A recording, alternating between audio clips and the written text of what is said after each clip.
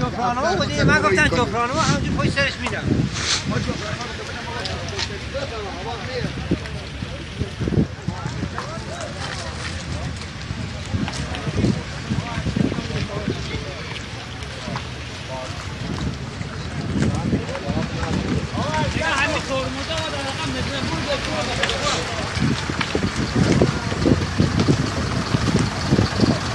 کسی هست بیاد ماشین هم میاد ماشین اداره را میاد.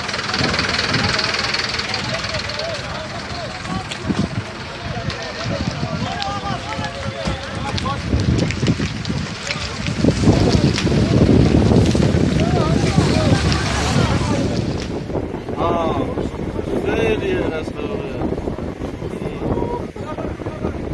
خیلی بهم خوردن.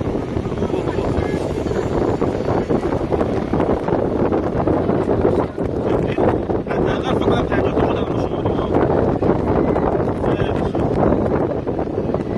دیدم عکساش دیدم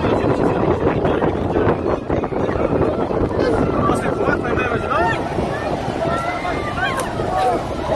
اینا تازه خوردم من. اوه رفتم رو هم داریم آرزا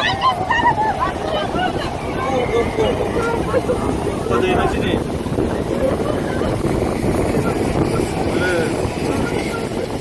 باید دولت نه بارو باید واسه نداره خدای مجید نمیشه قاسم ماشین جلو دیگه وایستن باش جلوش جلو نگه داریم